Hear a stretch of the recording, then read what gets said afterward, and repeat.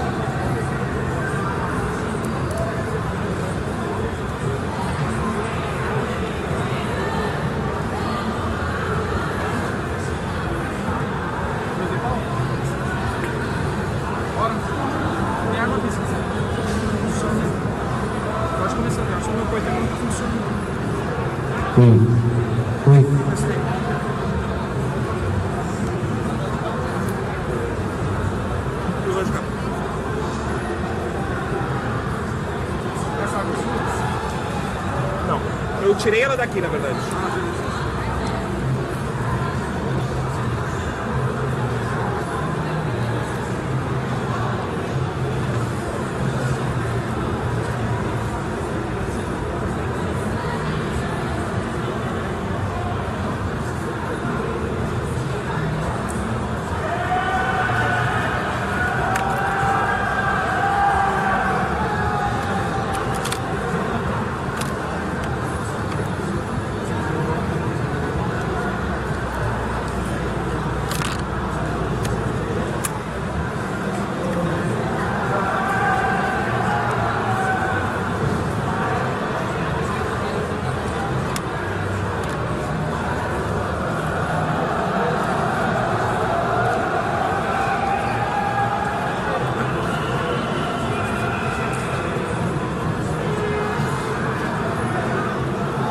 E aí, pessoal?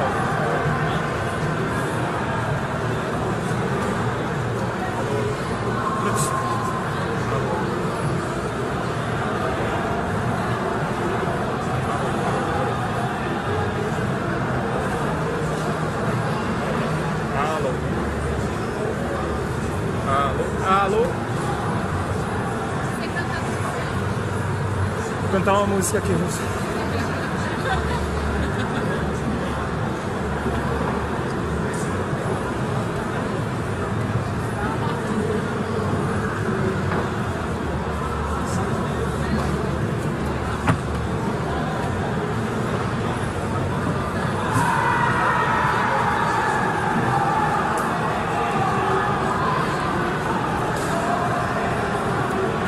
Você já conheceu o Homem-Aranha Baby, esse que tava passando aí? Não? Não conhecia? Esqueceram agora, irado, Homem-Aranha Ah, dançando. E aí pessoal, tudo bem? Boa noite. Meu nome é Rodrigo Selbach e hoje eu vim aqui dividir com vocês algumas coisas que eu aprendi na vida lendo história em quadrinhos. E eu quis começar justamente com alguma coisa diferente e engraçada para a gente se soltar um pouquinho mais hoje na palestra e a gente entender que os quadrinhos são muito mais do que simplesmente porradaria, tem muita coisa divertida e tem muita lição que a gente pode tirar de história em quadrinhos. Então hoje eu vou dividir algumas coisas que eu aprendi lendo história em quadrinhos, tá? Bom, olá, tudo bem pessoal? Eu sou o Rodrigo, eu tô de capacete, mas eu sou esse aí que tá aí atrás mesmo. Eu leio quadrinhos desde muito pequeno. Essa HQ, Heróis da TV, é uma edição de 1980, eu estava recém-nascendo, e esse foi o primeiro quadrinho que eu tive em mãos. Eu lembro direitinho de que essa foi a primeira história em quadrinhos que eu tive contato com ela. Então eu vou contar uma pequena história para vocês entenderem o quanto os quadrinhos foram importantes na minha vida, tá? Vocês estão vendo esse martelo que está aí atrás? Então, quando eu tinha 4 anos, meus pais me levaram para acampar. Imaginem vocês com 4 anos, te imagina com 4 anos, tá? Você foi acampar e você conhece toda a história do Thor. Você sabe que ele tem que pegar o martelo para se tornar o Thor. Meus pais me levaram para acampar em Torres, que é uma praia do Rio Grande do Sul, e o meu pai disse assim, ó, limpa aí o terreno, tia guri, que nós vamos montar a barraca. E eu tô limpando lá e eu olho um martelo. Caraca, 4 anos. Tô no nada, encontro um martelo. Gente, sem brincadeira, eu achei que eu ia virar o Thor. Eu peguei o martelo do chão, ergui, não aconteceu nada, né? Foi a primeira decepção também, porque eu não virei o Thor naquele momento, mas eu tinha certeza que eu ia virar o Thor aos 4 anos de idade. Voltando, depois de Heróis da TV, a primeira história em quadrinhos que impactou a minha vida foi Lendas. Lendas é uma história em quadrinhos que me impactou. Ela é de 1986, eu tinha 6 anos, eu estava sendo alfabetizado e eu vou contar por que Lendas me impactou. Só que antes, queria combinar uma coisa com vocês, tá? Eu tenho alguns brindes, não são muitos, mas eu tenho alguns brindes para sortear depois da palestra. Não depois de hoje, que amanhã eu vou estar num outro palco também falando sobre quadrinhos. Então olha só, eu tô aqui na frente, eu tenho os meus amigos aqui, alguns conhecidos, mas eu não pedi pra ninguém ficar me tirando foto. E eu fiquei pensando, nossa, como eu vou sortear os brindes legais que eu trouxe com a galera que tá ali, não vamos fazer um sorteio, pensa o número, nada disso. Então é assim, ó, durante algum momento da palestra, alguma coisa que vocês gostarem, você pega o seu telefone, aí você vai bater uma foto do palestrante. Tá? Segunda coisa, vai postar numa rede social, mas tem que ser só nessas duas, tá? Instagram ou no Twitter, porque são as que eu sei usar, tá? Snapchat tá muito... não tô sacando ainda qual é do Snapchat. Talvez daqui a pouco eu entenda. Depois disso, marca aquele cara ali, ó, @Selbach com CK, e escreve alguma coisa lá. Legal, tá? De preferência, construtiva. Depois, só espera. Porque no final da minha palestra de amanhã, eu vou fazer essa mesma promoção amanhã, e aí eu vou chamando as pessoas para pegar os brindes. Eu tenho 3 livros da Marvel, eu tenho uma sacola de botar nas costas da Liga da Justiça, da Warner, da Comic Con, e eu tenho 6 marca-páginas metálicos, muito legais, e dói o coração, mas eu trouxe eles para sortear com vocês, para vocês, tá legal? Bom, vamos voltar lá para onde eu tava, Lendas. Por que Lendas, uma história em quadrinhos tão complexa, impactou tanto uma criança de 6 anos? Vamos lá. Primeira coisa, vocês precisam voltar lá para quando vocês tinham 6 anos de idade. Volta lá, 6 anos, tá? Primeiro tópico, Lendas, tem o Billy Batson. O Billy Batson, quando ele fala Shazam, ele se torna o Capitão Marvel. Então uma criança se torna um super-herói. O segundo motivo é que tem o Robin. O Robin é um personagem que tem identificação com crianças. Não importa o tempo, as crianças sempre se identificam com o Robin. E o Robin, em lendas, ele é espancado. Isso é muito forte para uma criança de 6 anos ver que seu personagem toma uma surra. E o último motivo, e para mim o mais importante pela qual lendas foi importante na minha formação, é que as crianças, no final, salvam os heróis. Eles impedem que a população linche os super-heróis. As crianças salvam o dia. E eu, aos 6 anos de idade, eu queria ser uma criança super-herói que salvava o dia. Todo mundo queria. Se vocês estão aqui para escutar eu falar sobre quadrinhos, vocês também queriam. Vamos avançar. Quando eu era pequeno, eu podia ter sido esse. Não sou. Tá? Queria muito que meus pais tivessem batido essa foto. Eu ia guardar ela com muito carinho. Mas eu fui uma criança que li muito, muito e muito. Tava até meio parecido com aquele ali. Aí o que aconteceu? Eu comecei a ter background de quadrinhos. Calvin. Alguém aqui gosta de Calvin? Levanta a mão. Cara, Calvin é a história em quadrinhos para todo mundo, não importa a idade. O deu tilt no progresso científico é a história em quadrinhos mais importante da minha vida. Eu leio ela até hoje. Alguém? Rango. Essa história em quadrinhos era do meu pai. Meu pai também lia quadrinhos. Rango é uma história de 1970. É uma crítica social. O Rango, aquele cara ali, o super magrinho, ele era um morador de um aterro sanitário que vivia numa lata de lixo, e aquele pequenininho era o filho dele. E eu, lá nos meus 5, 6 anos de idade, a minha maior preocupação, não entendendo a crítica social, era onde é que estava a mãe da criança, que ela não aparece. Mas eu era só uma criança. Lá, Almanacão de Férias, voltaram a publicar. Olha lá, que legal. Almanacão de Férias, era férias garantidas. Tinha atividades, tinha um monte de história. Lia também? Almanacão de Férias? Não? Tá bom. Vamos lá. A Morte do Superman. A Morte do Superman foi lançada em 1992 nos Estados Unidos e em 1993 no Brasil. A edição esgotou super rápido. A Morte do Super-Homem foi tão importante que ela saiu no Jornal Nacional. Foi noticiado a morte do Super-Homem. Em 1994 eles relançaram. Eu só consegui comprar em 1994. E mais um impacto dos quadrinhos na minha vida, 1994 foi o ano do falecimento do meu pai também. Então a edição quase que foi, para mim, foi muito importante. Lendas, que eu já contei para vocês. Manual do Escoteiro Mirim não era... Olha que legal quando você sorri com os negócios que eu falo. O Manual do Escoteiro Mirim não era quadrinhos, assim, de verdade. Mas era muito legal ter o Manual do Escoteiro Mirim. E depois, de adulto, eu quis muito colocar essa referência, que é o Maus. Maus é uma história em quadrinhos que narra os horrores da Segunda Guerra. Conhece? Tem que conhecer. E os judeus são os ratos e os nazistas são os gatos. E é muito importante a gente ter essa literatura crítica hoje em dia, porque o mundo está bem complicado, né? Aí com isso tudo, com essa influência de quadrinhos que eu sempre tive em casa, o que aconteceu? A minha vida foi invadida por histórias em quadrinhos e não de super-heróis só. Muitas histórias em quadrinhos diferentes também. Aí, né, no meio desse quadro todo tem a Mafalda, uma crítica política argentina muito legal, e ela é atual até hoje.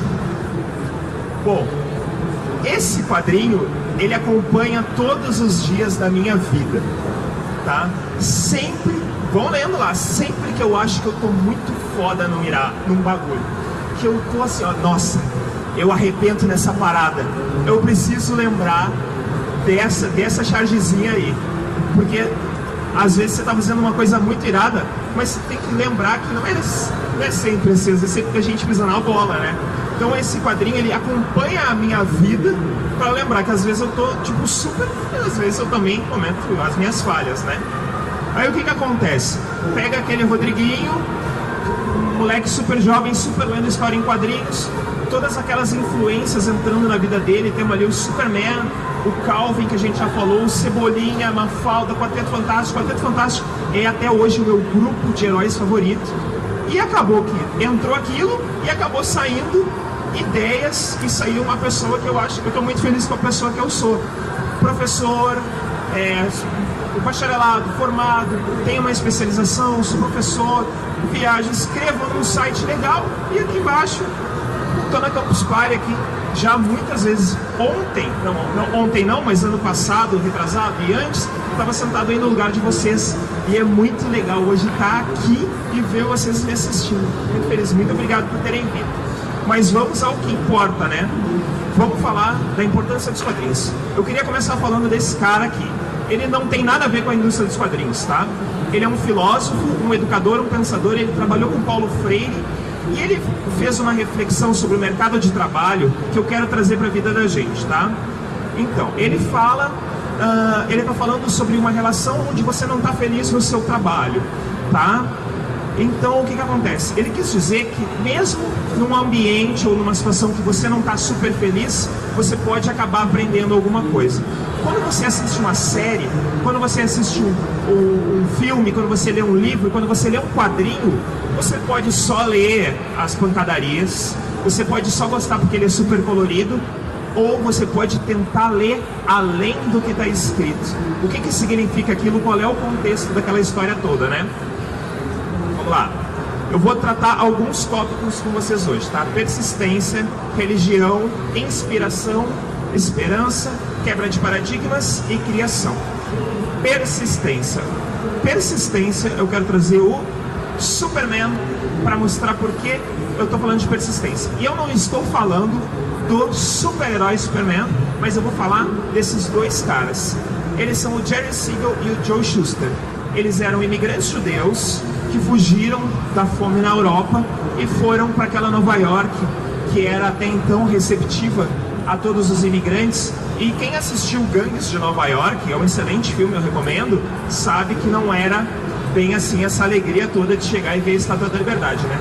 Eles eram uns moleques, essas fotos eles eram super novinhos, eles sofriam bullying na escola, eles apanhavam para chegar em casa e dentro da imaginação deles, eles queriam ser o Superman. Tá?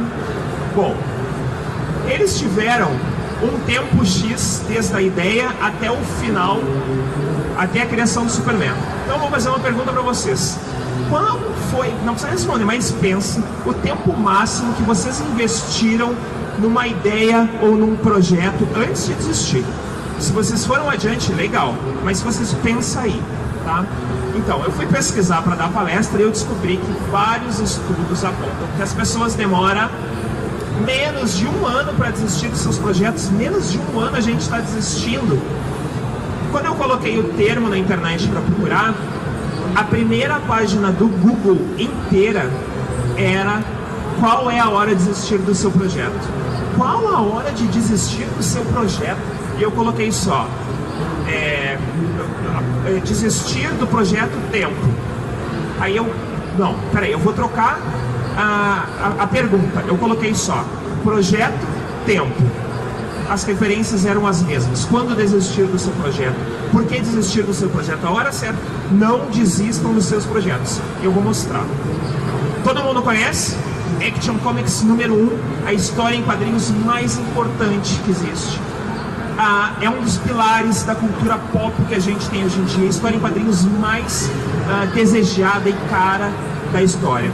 Eu vou contar pra vocês. Do momento que o Jerry Siegel e o Joe Shuster tiveram a ideia até essa capa, pensei quanto tempo vocês acham que demorou o projeto?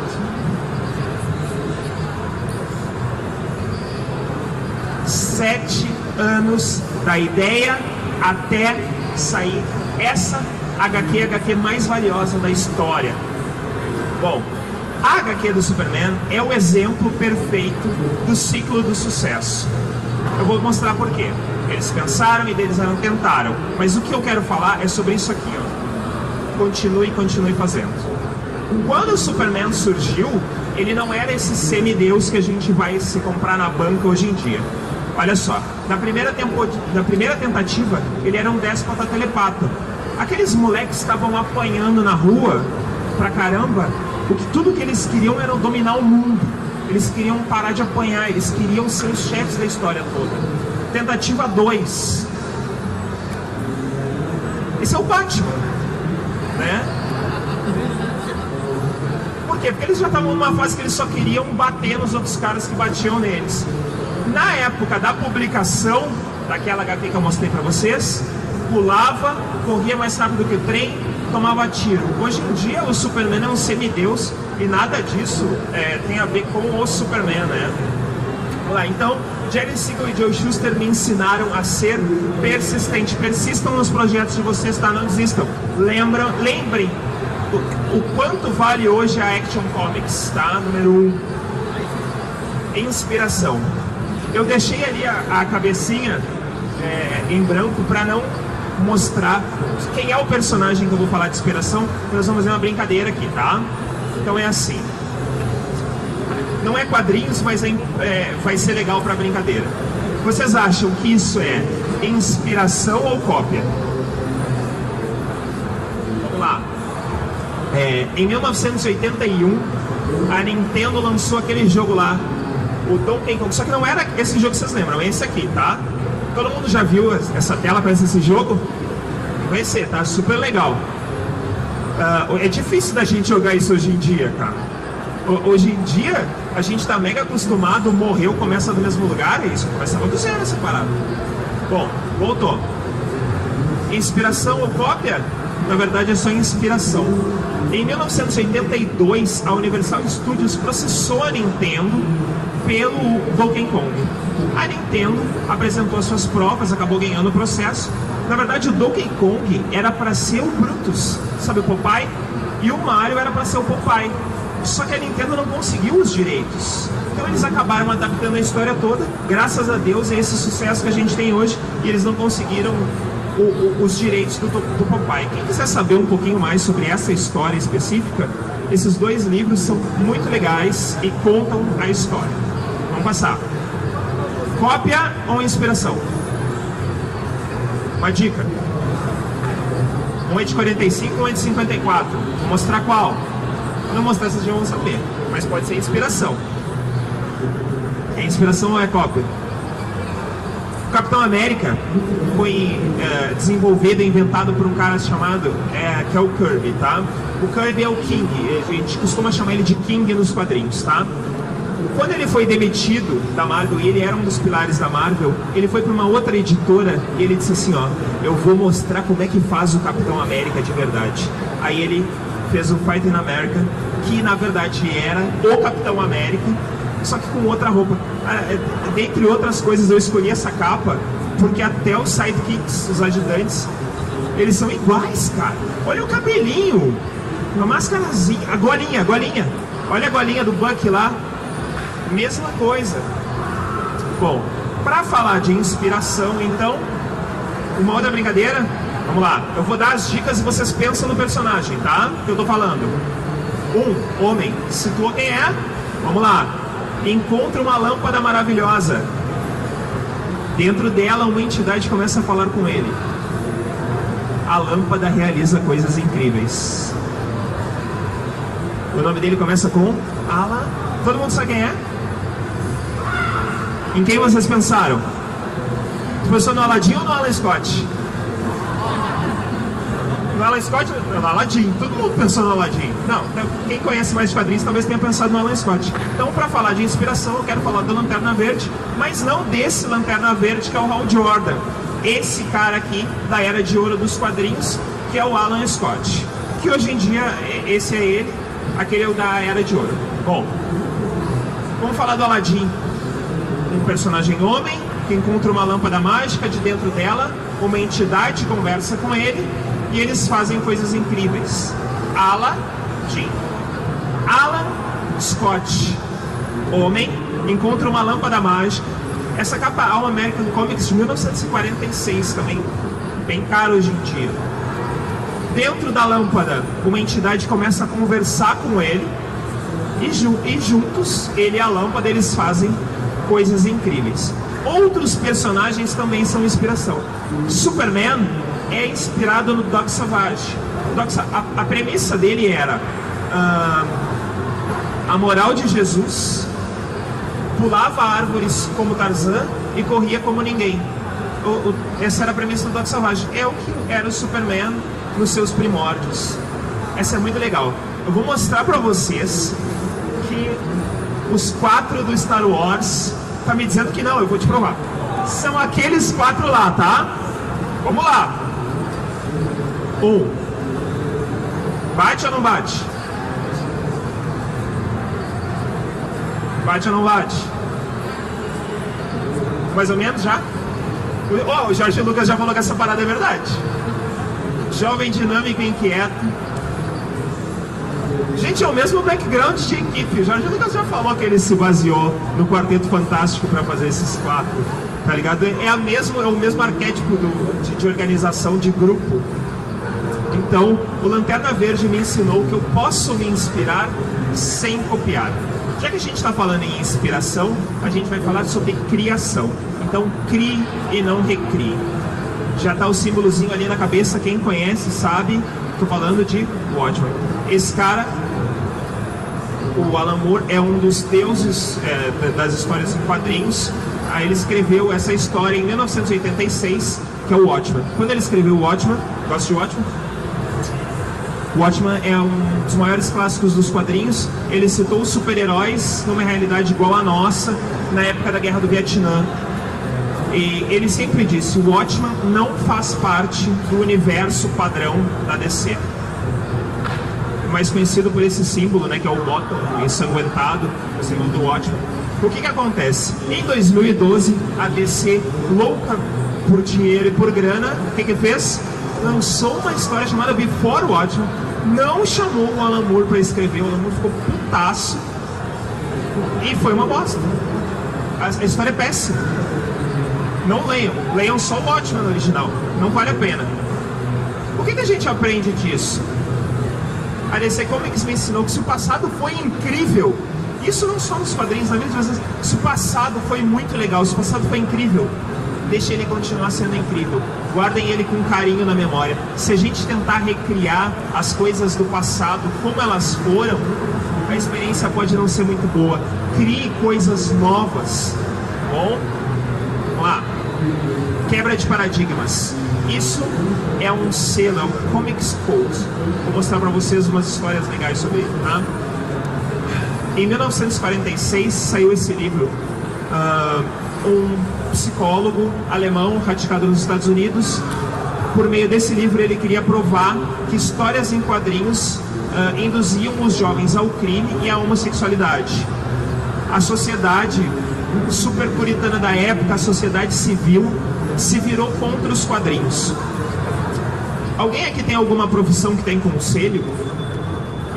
Tem? Então, beleza. A tua sociedade civil, a tua sociedade, ela se autorregula.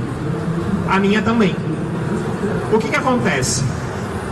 Para que o mercado dos quadrinhos não sofresse uma regulação externa, eles criaram esse selo, que era uma autorregulação.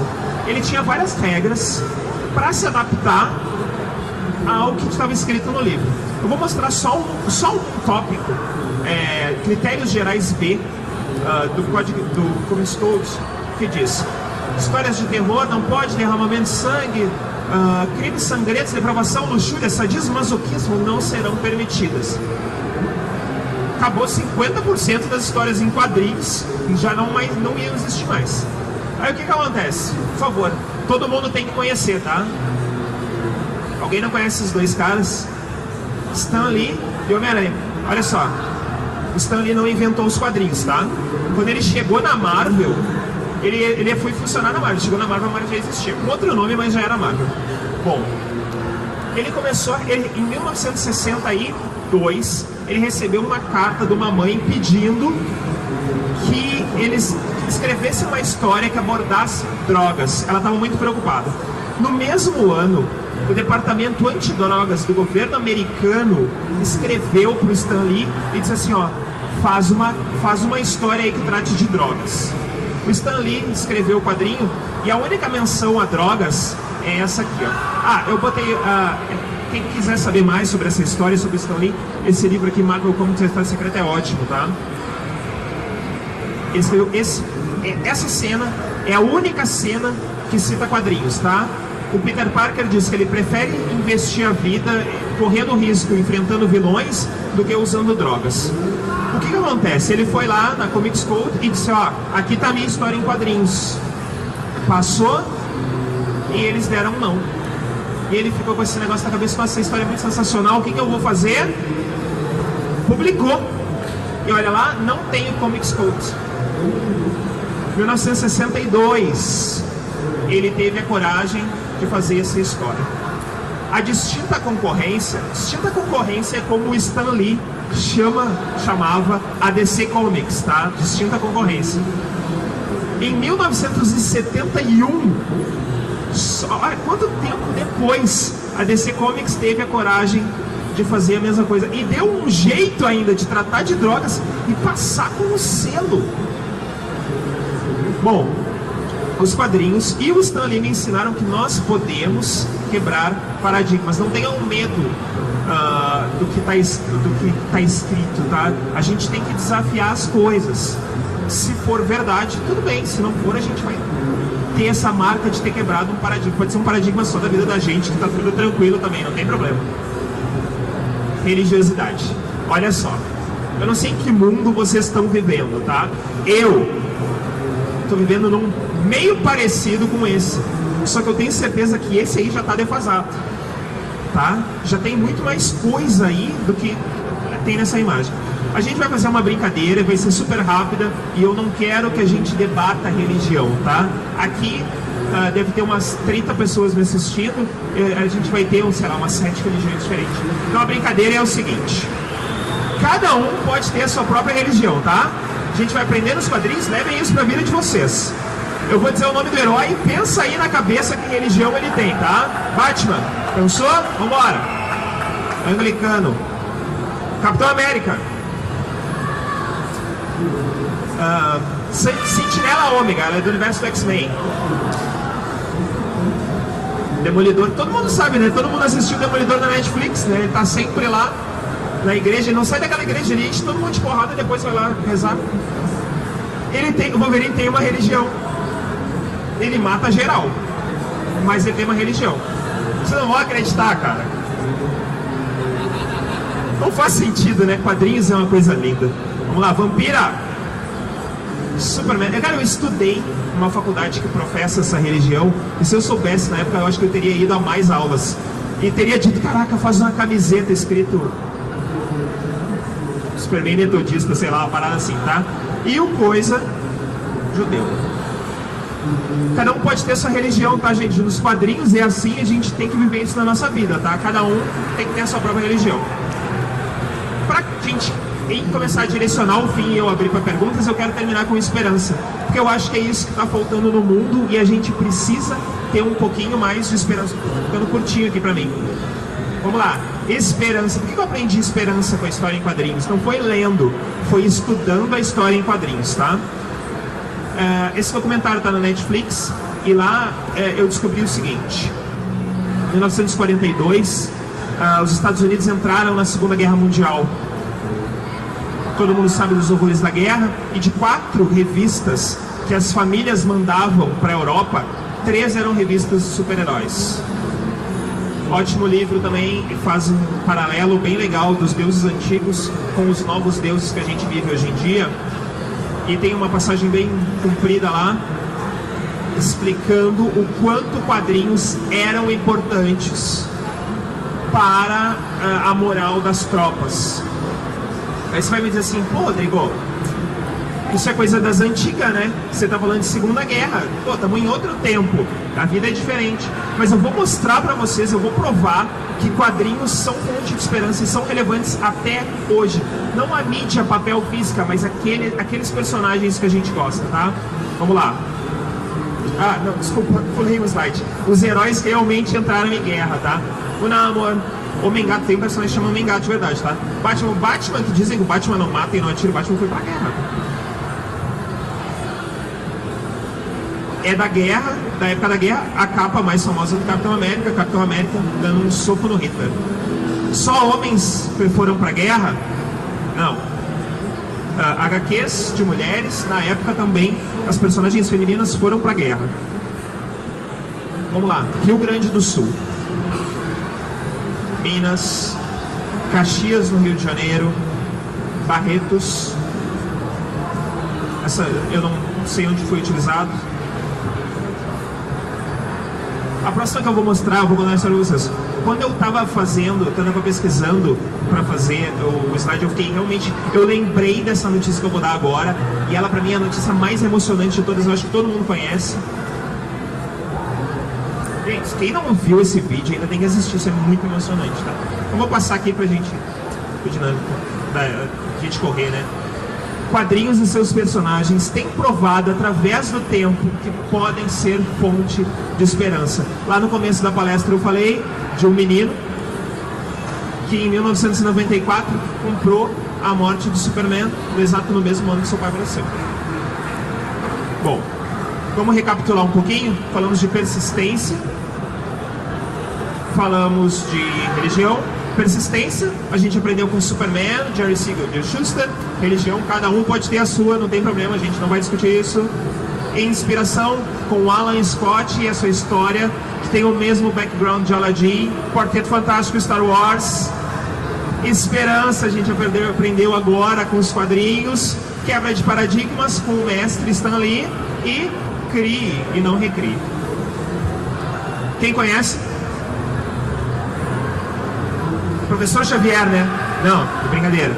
Esse cara é o Grant Morrison, tá? Ele escreveu algumas das melhores histórias em quadrinhos que vocês podem ler. Crise Final, O Homem Animal, a melhor fase possível da Liga da Justiça. Procurem Liga da Justiça do Grant Morrison.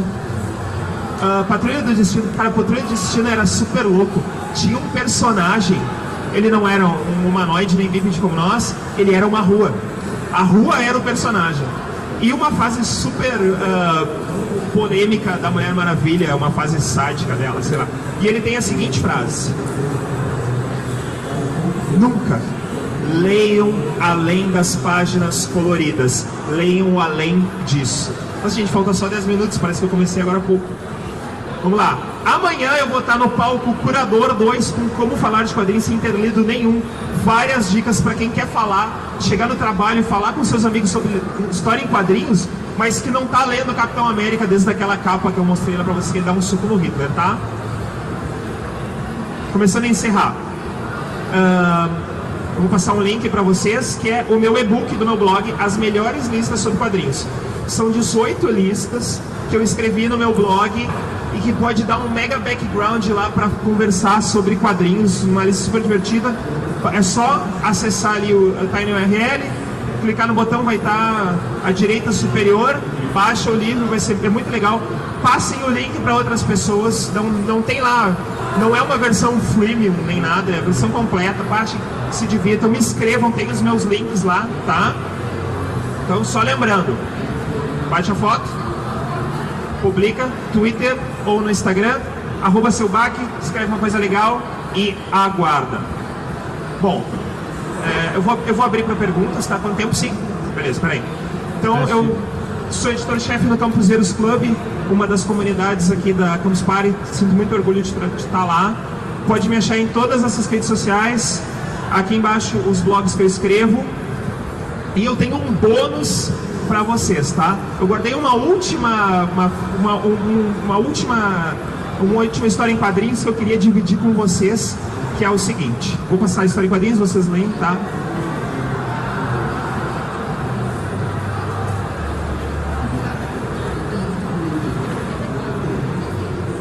Gente, se tudo mais der errado, use a imaginação, seja criativo e toca a ficha adiante, tá? O que a gente não pode é parar na vida.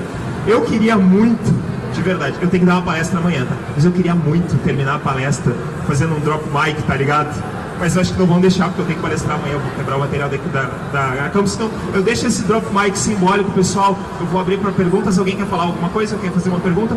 Uma pergunta ali, produção. Produção? Ah, tem uma pergunta. Não me coloca numa saia justa, tá? Boa noite. Vai. Você falou aí do reboot, tá tendo muito reboot ultimamente, né? Até o Alan Moore pega e fala que não existe como fazer uma Mona Lisa 2, né? Sim. Você acha, igual mesmo, tá tendo Guerras Secretas de novo?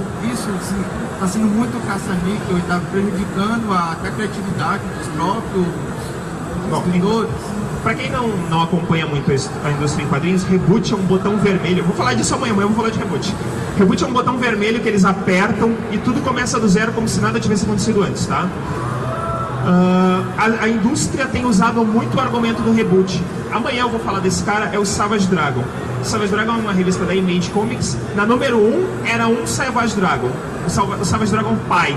A história foi evoluindo, já está no número 230 nos Estados Unidos, ela não sai mais no Brasil. Só que hoje o Savage Dragon não é mais o pai, é o filho. A história continuou com outro personagem, mas continua a história. Eu acho sim, eu acho que o reboot está atrapalhando. Eu, que sou um cara que gosto muito de quadrinhos, eu já fico meio cansado, porque eu sei que eu vou ler tudo de novo. A própria DC Comics, a distinta concorrência, ela enfia uma super saga e um reboot no rabo do outro o tempo inteiro, sem parar, né? Não sei se eu podia falar isso, mas eu já falei. Alguém quer fazer mais alguma pergunta? Não, pessoal, não. Alguém? Lá? Ah, tá bom. Boa noite. Falando um pouquinho mais dessa questão do reboot, por exemplo, eu não peguei esses quadrinhos mais antigos. Você a ler tem mais ou menos um ano e meio pra cá. Você acha que vale a pena começar a ler, por exemplo, os novos 52? Não, né? Não. Então, olha só. Eu vou te ver amanhã lá na minha palestra, né? 9 e alguma coisa, não lembro, gente. Bom, então, uma das dicas que eu vou dar amanhã é que é o seguinte. Quando saiu o reboot dos Novos 52, eu achei assim, não, eu vou indicar os Novos 52 para todo mundo ler os Novos 52 e daqui pra frente vai ser foda. A DC vai bombar os melhores heróis de todos. Cara, eu na minha memória, a DC Comics é muito mais legal do que quando eu leio um quadrinho da DC Comics, tá?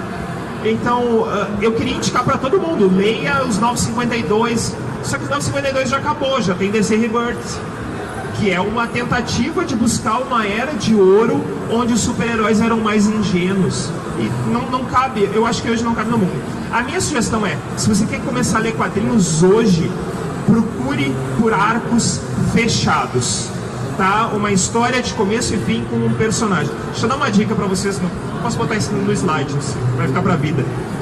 DC++, tem um cara lá, seu Bach. Lá tem uma pasta chamada Clássicos dos Quadrinhos. Vários arcos fechados. Quer ler uma boa história em quadrinhos? Pega um arco fechado. Quer ler uma boa história do Homem-Aranha? A Última Caçada de Kraven. Quer ler uma boa história do Superman? O que dar para o super-herói? O que dar para o filho que tem tudo? O que dar para o homem que tem tudo? Uma história de aniversário do Superman. Um arco fechado. Meu personagem, acabou a história, a gente não precisa ler anos e anos e anos de cronologia. Pessoal, a pessoa já está olhando o relógio lá, mas nenhuma pergunta. Quem quiser fazer alguma pergunta, quiser me levar lá para sua faculdade, para o seu evento, para falar de quadrinhos, me chama lá, eu vou com o maior prazer. Eu vou com o maior prazer lá conversar sobre quadrinhos. Quem quiser conversar comigo na campus, estou sentado lá no quiosque da TNT, nas mesas do Campuseiros Club. Amanhã, acho que é 9h50, eu tô no palco Campuseiro Curador.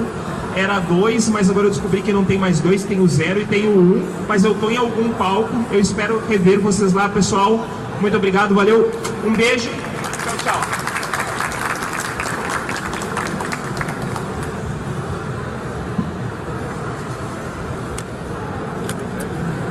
Eu tava olhando na hora que eu tô fazendo relatório. Você mostrou um vídeo? Só alguma coisa?